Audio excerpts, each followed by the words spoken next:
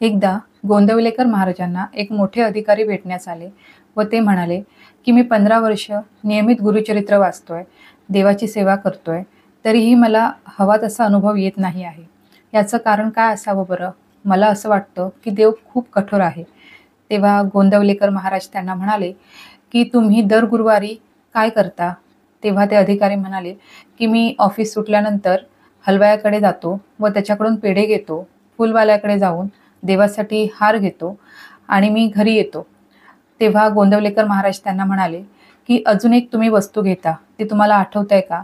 तेव्हा ते म्हणाले, हां, मी पत्नीसाठी गजराही घेतो. तेव्हा गोंदवलेकर महाराज त्यांना म्हणाले की देवासाठी जेव्हा तुम्ही हार घेता तेव्हा बघत नाही की ती जी फुलं आहेत ती चांगली आहेत, खराब आहेत याची तुम्ही काळजी घेत नाही. परंतु जेव्हा तुम्ही आपल्या पत्नीसाठी गजरा घेता तेव्हा मात्र सगळी दक्षता घेता की ती फुलं चांगली आहेत ना, माझ्या पत्नीला आवडतील ना. याच्यावरून हे कळतं की तुमचं सर्वात जास्त प्रेम हे देवावर नसून पत्नीवर आहे. मग तुम्ही अशी कशी अपेक्षा करू शकता की देवाने तुम्हाला अनुभव द्यावा?